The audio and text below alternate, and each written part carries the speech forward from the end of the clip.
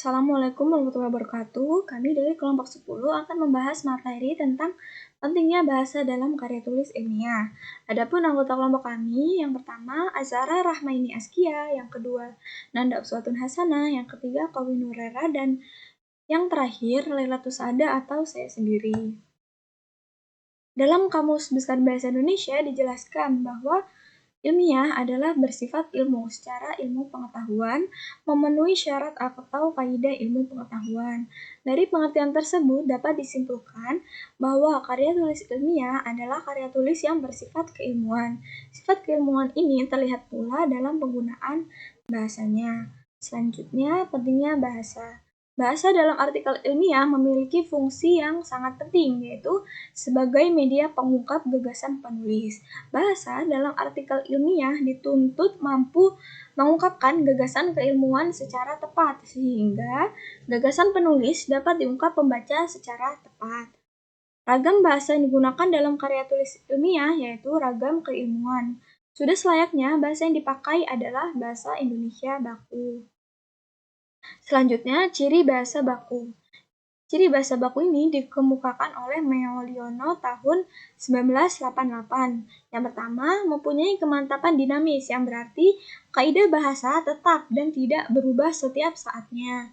Kemudian yang kedua, sifat kecendekiaannya, yang berarti perwujudan satuan bahasa yang mengungkapkan penalaran yang teratur dan logis. Dan yang ketiga, adanya proses penyeragaman kaidah, bukan penyamaan ragam bahasa.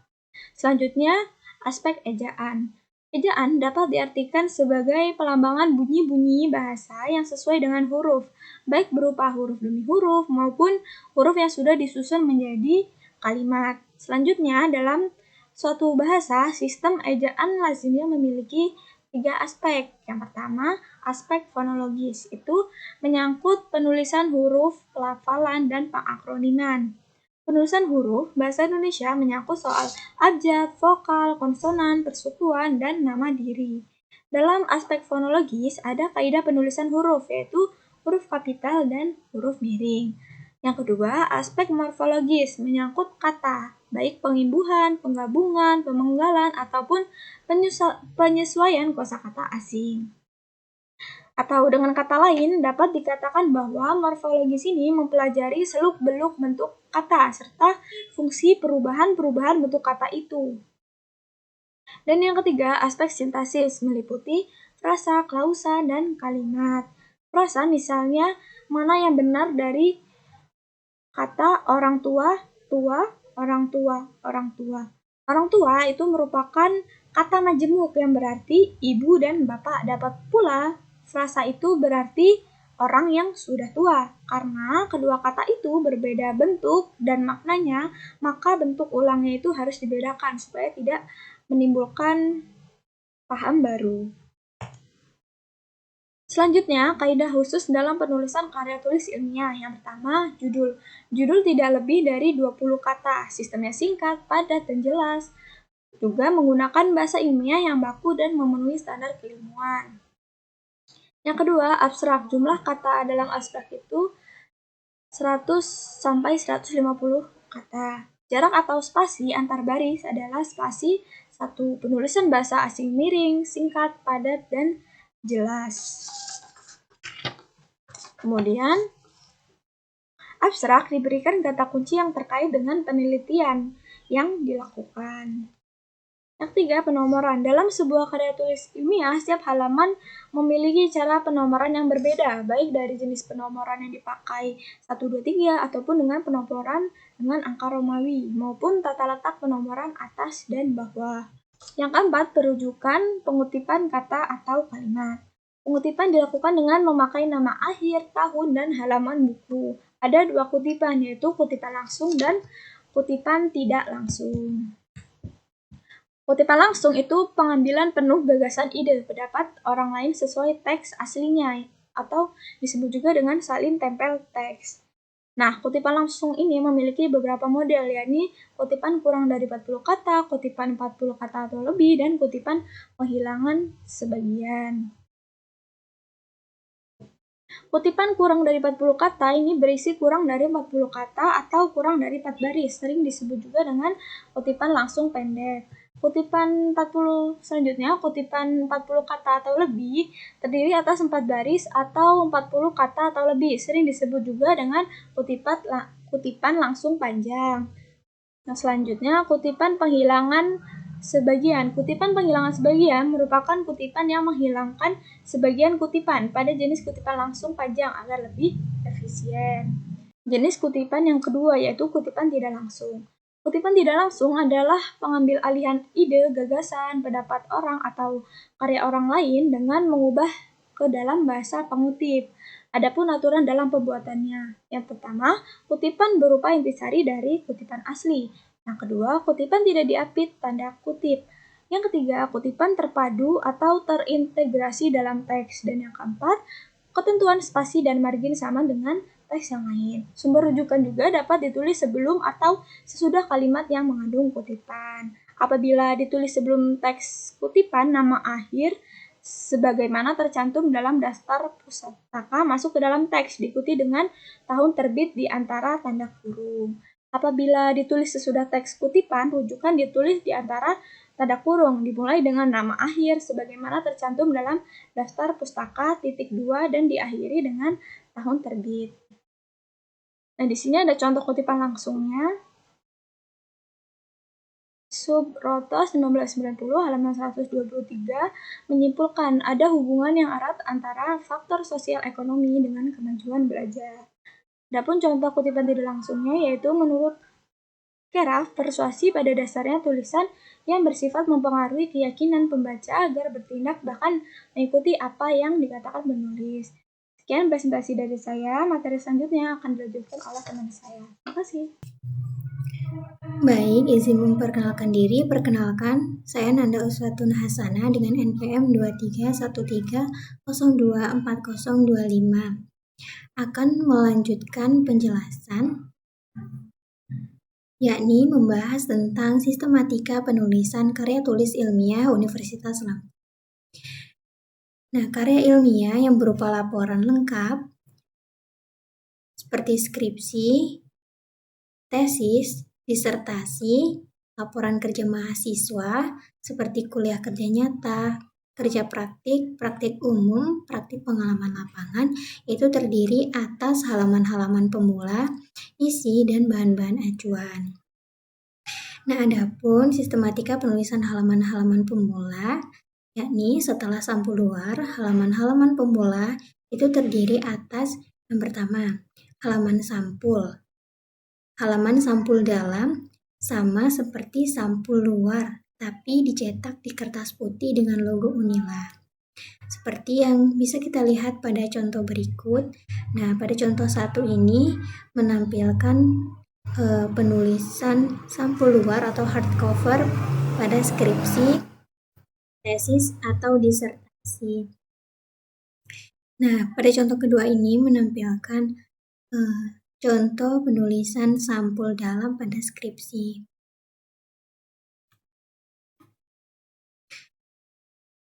Selanjutnya yang kedua, kertas berwatermark logo Unila. Seperti pada contoh 3 berikut ini. Contoh yang menampilkan kertas dengan watermark logo Unila. Kemudian yang ketiga, abstrak. Nah, tujuan utama pembuatan abstrak adalah untuk memberikan informasi ringkas tentang penelitian yang bersangkutan yang memungkinkan pembaca untuk mengambil keputusan apakah tulisan tersebut akan bermanfaat dibaca atau tidak. Nah, bisa kita lihat pada contoh berikut. Nah, pada contoh 4 ini menampilkan sistematika penulisan abstrak pada skripsi atau tesis dalam bahasa Indonesia dengan menggunakan gaya penulisan indentasi. Apa itu indentasi? Indentasi adalah jarak margin kiri atau kanan dengan teks di dalam dokumen. Yang pada contoh ini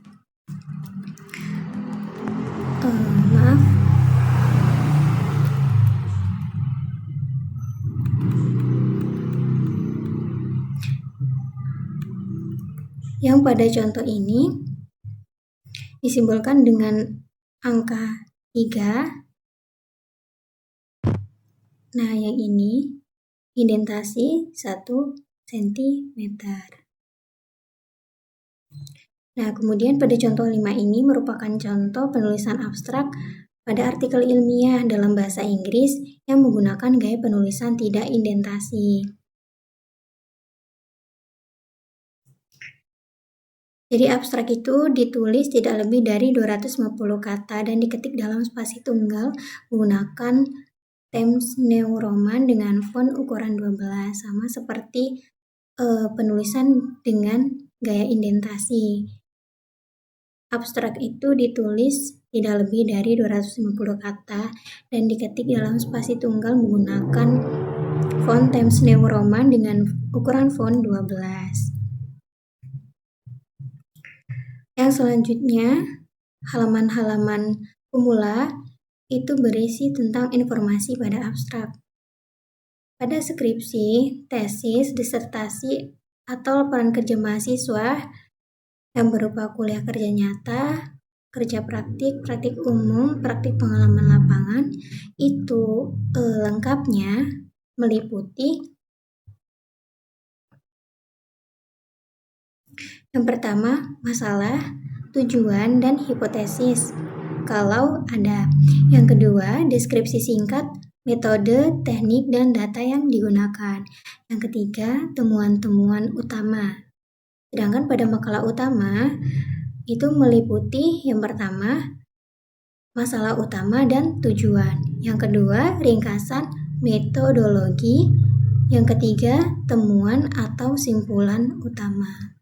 Selanjutnya, jumlah halaman dan baris untuk abstrak pada skripsi atau tesis atau disertasi ataupun laporan itu lengkapnya paling banyak 2 halaman.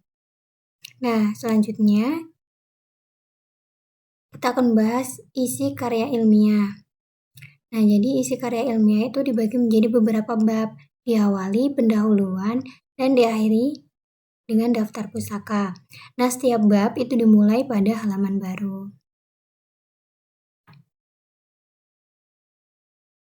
Isi karya ilmiah yang akan kita bahas yang pertama, yaitu sistematika penulisan pendahuluan. Dalam pengetikannya, judul pendahuluan itu diketik tanpa tanda petik di tengah-tengah kertas berjarak 6 spasi dari pinggir atas kertas. Nah, isi pendahuluan itu mulai diketik 4 spasi di bawah judul bab.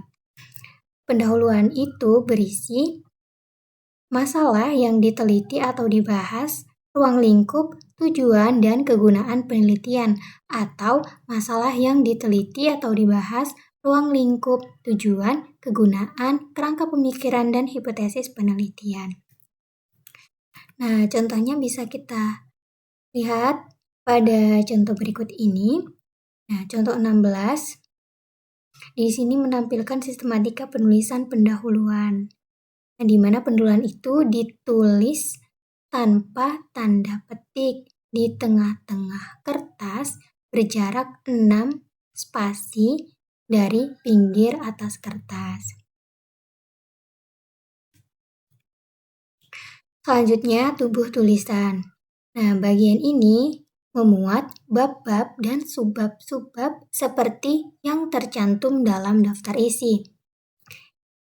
Sistematika pengetikan judul bab, yakni setiap judul bab itu diketik seluruhnya dalam huruf kapital. Penebalan atau bold itu bukan keharusan, tetapi opsional. Jadi boleh di bold, boleh juga tidak. Ditulis tanpa tanda petik, ditulis di tengah-tengah kertas, dan berjarak 6 cm dari pinggir atas kertas. Nah, jika judul bab itu lebih dari 1 baris, maka judul disusun simetris dan berspasi tunggal. Kemudian pencantuman nomor bab itu bukanlah suatu keharusan tetapi opsional. Jadi boleh ada, boleh tidak. Nah, pada contoh ini bisa kita lihat judul bab itu diketik seluruhnya menggunakan huruf kapital. Nih, judul bab pendahuluan, judul bab tinjauan pustaka. ditulis keseluruhan menggunakan huruf kapital. Kemudian boleh di bold, boleh juga tidak karena bersifat opsional. Kemudian ditulis tanpa tanda petik, ditulis di tengah-tengah kertas berjarak 6 cm dari pinggir kertas. Pencantuman nomor itu bersifat opsional, jadi boleh ada, boleh tidak. Kemudian selanjutnya untuk judul subbab. Nah, sistematika penulisan judul subbab, huruf pertama kata selain kata penghubung itu diketik menggunakan huruf kapital.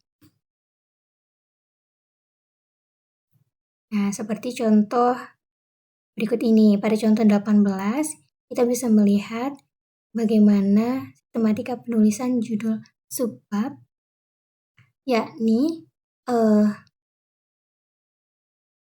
huruf pertama kata selain kata penghubung diketik dengan huruf kapital. Nah, bisa kita lihat pada judul subbab ini waktu dan tempat.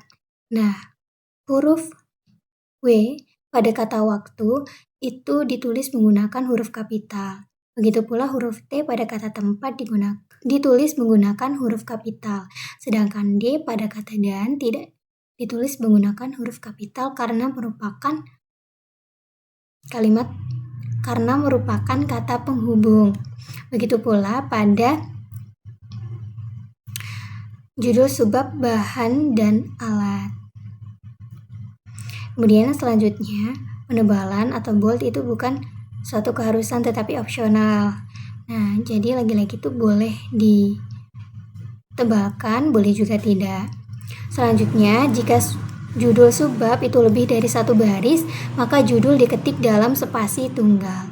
Kemudian, pencantuman nomor subbab itu bukan keharusan tetapi opsional. Selanjutnya, judul sub-subbab. Nah, sistematika penulisan judul sub-subbab yang pertama yakni huruf kapital itu hanya digunakan pada setiap awal kata kecuali kata penghubung, sama seperti penulisan subbab tadi. Nah, contohnya bisa kita lihat pada contoh berikut ini. Judul sub-subbabnya pada awal kata itu menggunakan huruf kapital kecuali kata penghubung. Kemudian penebalan atau bold itu bukan keharusan tetapi opsional. Nah, jadi pada contoh ini kan tidak di bold. Jadi boleh di bold, boleh juga tidak di bold. Boleh dilakukan penebalan atau boleh juga tidak dilakukan penebalan. Yang selanjutnya, jika judul subbab itu lebih dari satu baris, maka judul diketik dalam spasi tunggal. Nah, bisa kita lihat pada contoh 6 ini. Di sini judul subbab, karena sangat panjang penulisannya lebih dari satu baris, maka ditulis dengan spasi tunggal. Begitu juga sama penulisannya pada format penulisan judul sub-subbab. Apabila dia lebih dari satu baris, maka ditulis menggunakan spasi tunggal. Kemudian pencantuman nomor sub-subbab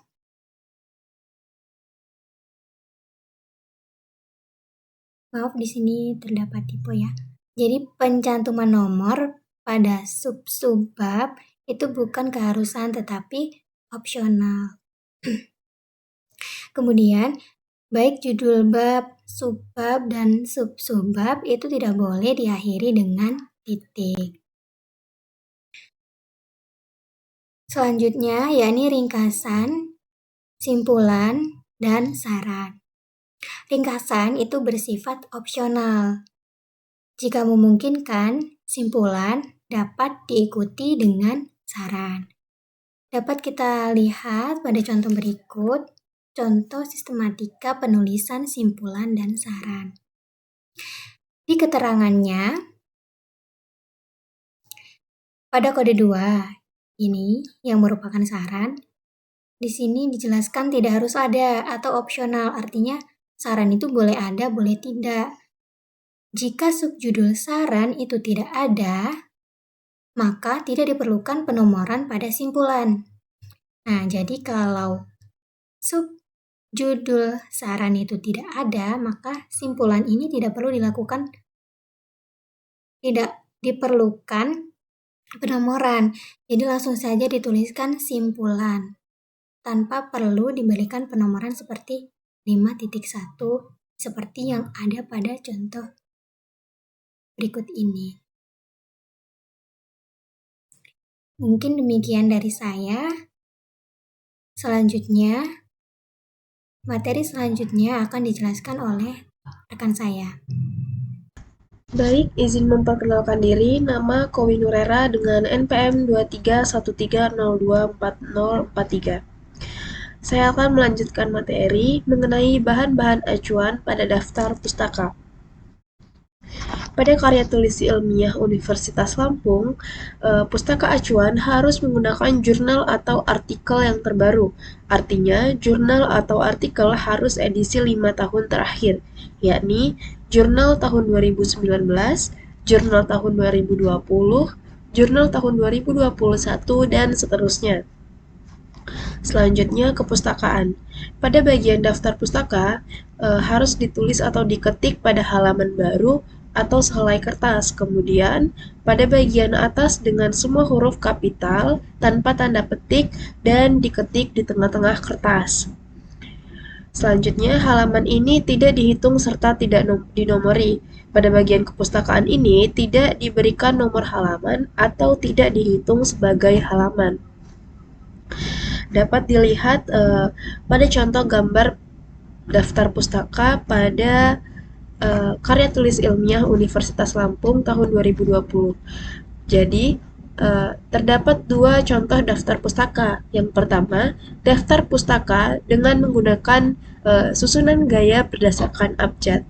Jadi, daftar pustaka ini disusun berdasarkan abjad, bukan berdasarkan penomoran.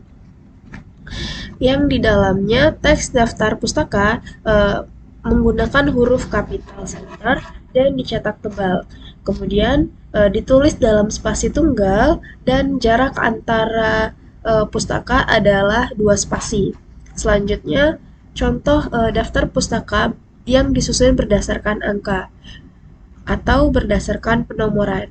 Jadi, daftar pustaka ini disusun bukan berdasarkan abjad, melainkan berdasarkan penomoran. Selanjutnya, pengetikan sumber pustaka. Sumber pustaka diketik dalam spasi tunggal, kemudian spasi ganda yang digunakan untuk antar sumber pustaka, dan tanda baca utama adalah titik. Selanjutnya, penulisan sumber pustaka. Yang pertama, nama penulis. Penulisan sumber pustaka harus terdapat nama penulisnya yang ditulis atau diketik di awal daftar pustaka. Jadi, nama penulis itu ditulis paling awal, yang diawali dengan nama belakang penulis terlebih dahulu, kemudian dilanjutkan dengan tanda koma, setelah itu cantumkan nama depan dan nama tengah penulis buku atau jurnal tersebut. Jika buku atau jurnal tersebut merupakan karya dari 2 penulis atau lebih, hanya penulis pertama yang urutan namanya dibalik. Jadi, untuk penulis kedua dan seterusnya, itu diketik dengan urutan yang sesuai dengan nama aslinya. Apabila terdapat gelar pada penulis, tidak perlu dicantumkan. Selanjutnya, setelah mengetik nama penulis, dilanjutkan dengan tahun penerbit. Biasanya, tahun penerbitan itu ditulis atau diketik dalam tanda kurung. Selanjutnya, judul tulisan atau informasi. Pada judul buku, tulisan judul dibuat dengan italik atau miring, sedangkan pada judul artikel atau jurnal ditulis tegak lurus atau tidak italik. Selanjutnya, nama sumber informasi, jurnal, buku, surat kabar, majalah populer, majalah ilmiah, ensiklopedia, makalah, internet, atau komunikasi pribadi. Jadi, setelah menulis atau mengetikkan judul informasi atau judul buku atau judul jurnal, dilanjutkan dengan mengetik nama sumber informasi. Misalnya, informasi tersebut berasal dari jurnal, maka ditulis setelah judul informasi atau judul buku atau judul jurnal, maka ditulis dengan nama jurnal. Selanjutnya, nama penerbit. Nah, nama penerbit ini dikhususkan hanya untuk buku. Selanjutnya, tempat penerbitan. Tempat penerbitan ini juga dikhususkan hanya untuk buku dan makalah. Seperti contohnya kota terbit. Selanjutnya, jumlah halaman buku atau halaman artikel. Jadi, dalam penulisan sumber pustaka itu diakhiri dengan penulisan jumlah halaman buku atau halaman artikel. Selanjutnya, mekanisme penulisan daftar pustaka pada buku. Yang pertama, judul buku diketik miring tanpa tanda petik, kecuali pada catatan kaki. Jadi, pada judul buku itu diketik miring atau italik. Sedangkan pada catatan kaki itu ditulis atau diketik dengan tegak lurus. Selanjutnya, huruf pertama pada setiap kata judul buku selain kata penghubung dan kata depan diketik dengan huruf kapital. Judul artikel yang diambil dari buku yang bersifat editorial diperlakukan seperti pengetikan pada artikel dalam terbitan berkala. Selanjutnya, pengetikan pada daftar pustaka diakhiri dengan jumlah halaman atau nomor halaman. Sedangkan pada terbitan berkala atau pada jurnal atau majalah, judul artikel diketik tidak miring dan tanpa tanda petik.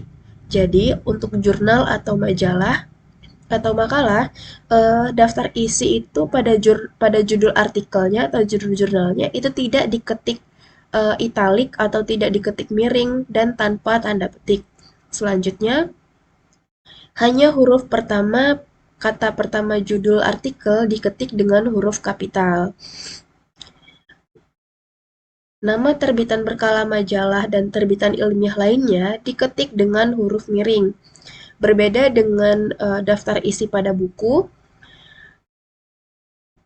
yang diketik italik adalah judul bukunya, tetapi pada jurnal atau majalah yang diketik italik itu adalah nama terbitan berkalanya atau nama jurnal atau nama majalahnya. Selanjutnya, khusus untuk terbitan berkala, nama terbitan diketik dengan menggunakan singkatan baku. Selanjutnya, pada daftar pustaka diakhiri dengan volume, kemudian nomor jika ada, dan halaman.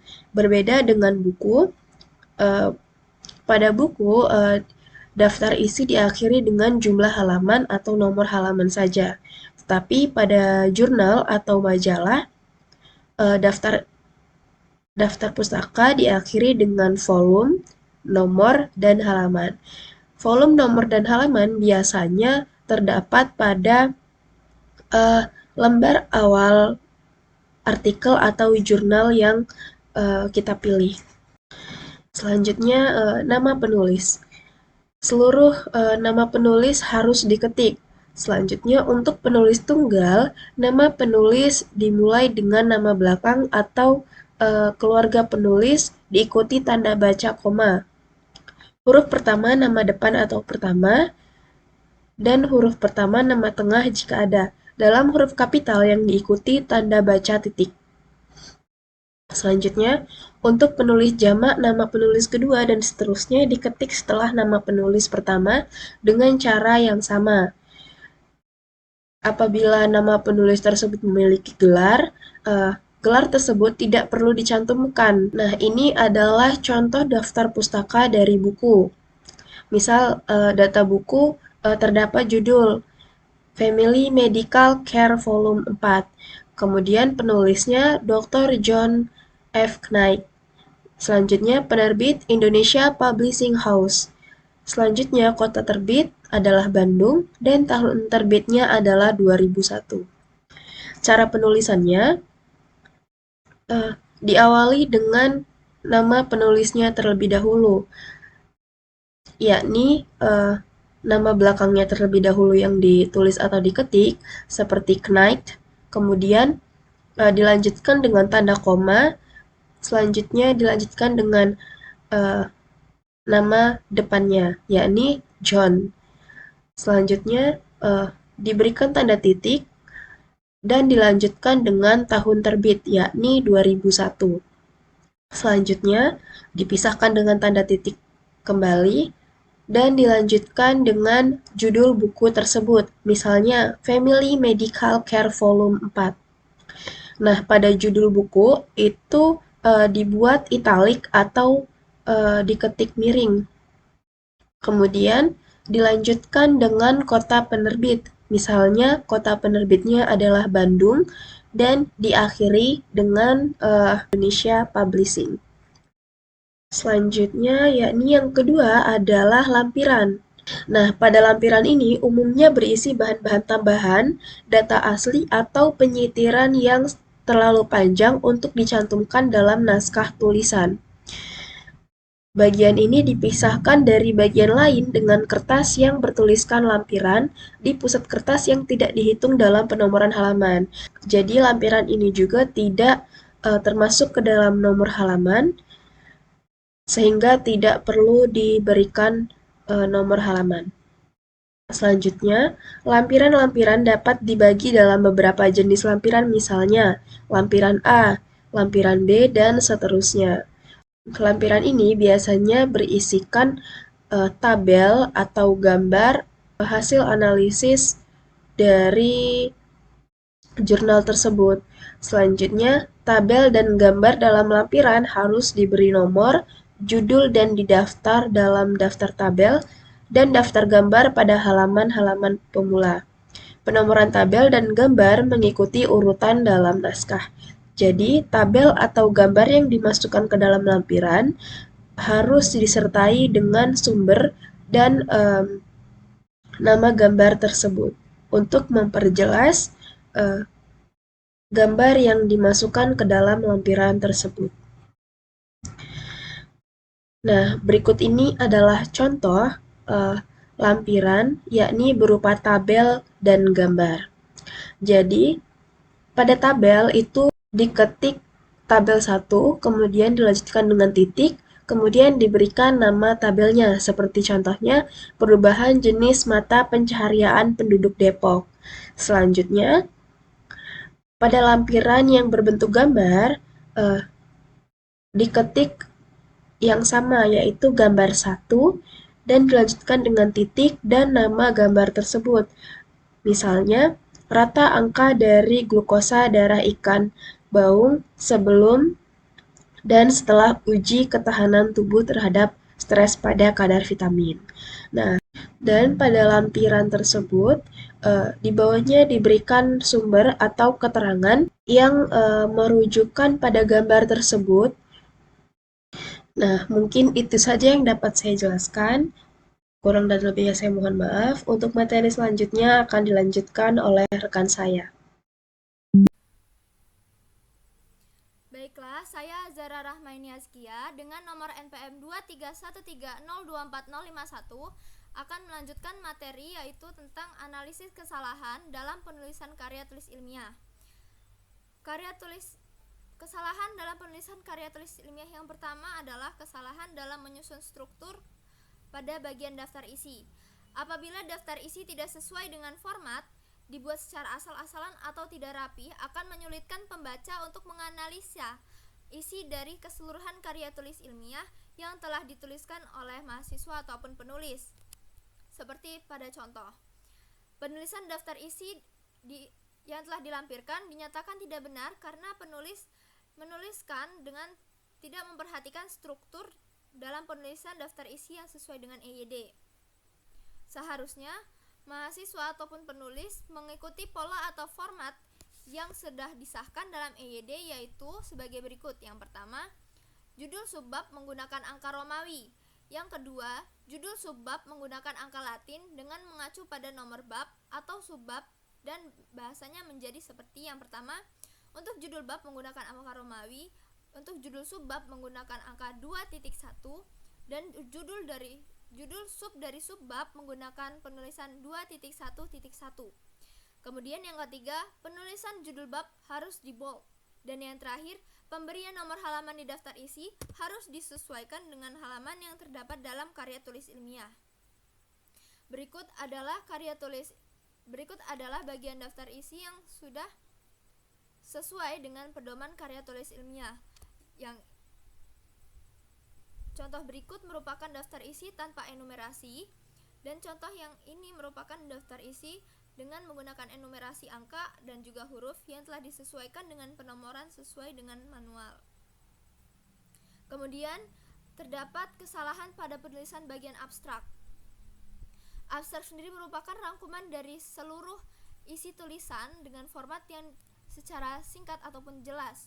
Oleh karena itu, apabila seseorang membaca abstrak, pembaca akan mengetahui isi dari sebuah tulisan. Apabila isinya sesuai, maka pembaca dapat meneruskan bacaannya lebih lanjut. Jika tidak sesuai, maka pembaca bisa mencari tulisan yang lain. Oleh karena itu, kesalahan yang terdapat pada abstrak yang dicontoh, ya di mana abstrak dituliskan dengan menggunakan format italik ataupun miring. Padahal bahasa yang digunakan pada abstrak merupakan bahasa Indonesia, di mana seharusnya dituliskan dalam format pada umumnya atau tidak miring. Kemudian yang ketiga merupakan kesalahan dalam mengutip pendapat orang lain sehingga berkesan menjiplak, seperti pada contoh yang ini dan juga yang ini. Tujuan dari pengutipan sendiri adalah untuk membuat penelitian yang dilakukan bersifat objektif, serta semakin kaya akan materi penelitian yang berasal dari jurnal, buku, atau karya ilmiah yang lainnya. Dan ada dua pembagian penting dalam mengutip sebuah jurnal. Yang pertama mengutip secara langsung, dan yang kedua mengutip secara tidak langsung. Mengutip secara langsung artinya seseorang peneliti mengambil ide yang ada pada sumber lain dan menuliskannya kembali dengan menggunakan bahasa dan juga kalimatnya sendiri.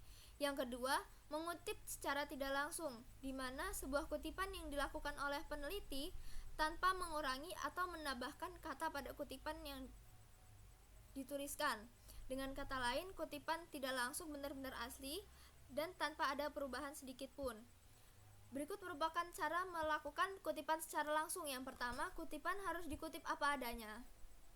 Yang kedua, kutipan harus dihubungkan atau diintegrasikan pada teks paparan penulis.